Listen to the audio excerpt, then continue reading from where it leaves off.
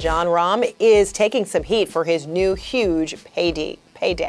His 3-year deal is worth $300 million and includes an ownership stake in a new LIV Golf team. This from Jon Rahm moments ago, proud to join LIV Golf and be part of something new. There's a lot of things that LIV Golf has to offer that were very, very enticing. Really, the criticism comes, when I think about it, is because of his previous stance. He'd made it clear that he was all about legacy, history, playing in the big famous tournaments. Massive coup for LIV Golf. Huge blow for the US PGA Tour and Europe's DP World Tour. I've never had animosity, right? I've always respected everybody for making the choice and choosing whatever they think is a better career path. We're in the entertainment business, so we got to make what's best for the people watching. For many, Jon Rahm is quite simply the best player in the world. And at 29, he's likely not even yet at the peak of his playing powers. One of the loudest voices of opposition to LIV when it first launched with an event in England. Rahm insisting he wasn't interested in the money being offered. This is true.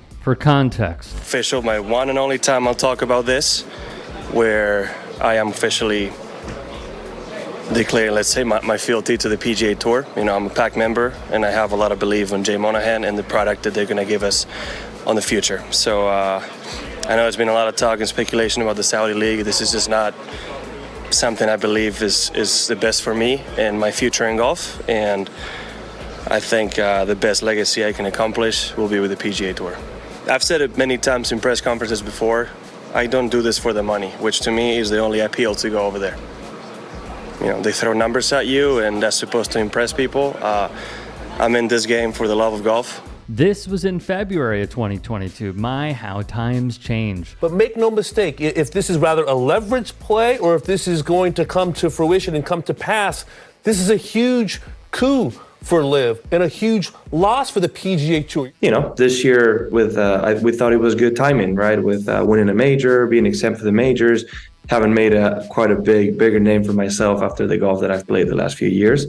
We thought it was good timing, and that's when they brought it up to me. The civil war in professional golf has been reignited, and it comes in the form of LIV Golf's newest signing. That being Jon Rahm, one of the best golfers on the planet. This is a league that was viewed as dead in the water, but this move has given it fresh life. In light of the deal, Rahm was immediately suspended by the PGA Tour in a memo obtained by Golf.com. This led to speculation that close friend Tony Finau could join Rahm at LIV. As of this moment, the door remains open for the move. In essence, per Front Office Sports, Jon Rahm's departure to LIV was the latest indicator that the struggle for the future of pro golf likely won't end by December 31st, the deadline for the PGA Tour and Saudi Arabia's public investment fund to come to a definitive partnership agreement. Maybe the best analysis came from former professional golfer turned analyst Fred Couples, who said this. I want to see the next superstar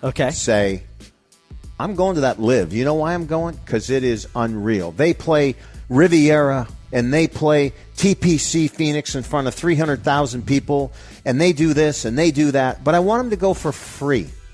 Just leave. Just walk over there. Yes, and then go on CNN and every TV show and say why they're going because it's that good. 100 million doesn't get it. 200 million doesn't get it. 300 million doesn't get it. But for 400, it's a great product and it's a great show. My ass. Okay?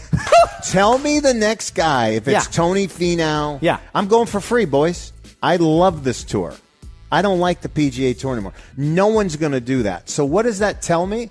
It tells me it's all about money, which is fine. Right. Because No, yeah, you got to, yeah. Right. Yeah. But don't sit there and then go on and say they're changing the game. What are they changing? Pro golfer Eddie Pepperell even tweeted, Freddie, as in Couples, is right on the money here. And again, the fact LIV had to stump up $400 million, $500 million for Jon Rahm doesn't show what a success story it is. Quite the opposite. LIV will remain an awful product, even after signing big Jon Rahm. AJ Perez would add, the only question now is this. Will PIF spend billions more as part of a new commercial entity, PGA Tour Enterprises, that would include the assets of the PGA Tour LIV and DP World Tour, or will it continue to splinter pro golf by poaching more PGA Tour stars? No laying ups, Keith Van Valkenburg added a perspective that I really think we need at this time. It's not a choice between supporting the PGA Tour or LIV, it's a decision to ignore both. The golf fan might gamble a little bit, but a light bulb has gone off recently, and many fans have begun to wake up to the idea that almost no one involved in this corporate Game of Thrones thinks about them at all. For years, we've been told that the biggest argument against bifurcation is that amateurs, when surveyed, believe there is an essential link between regular golfers and professional golfers. We want to believe we all occupy the same universe, and when we daydream at our local muni, we can pretend we are Jon Rahm trying to win a major, but that bridge between the two worlds has long been deemed imperative. But what happens if the opposite becomes true? Pity the next generation of professional golfers if the current infusion of oil money ever dries up. We might have to pass the collection plate around for them. There may not be enough fans to support the husk of what's left.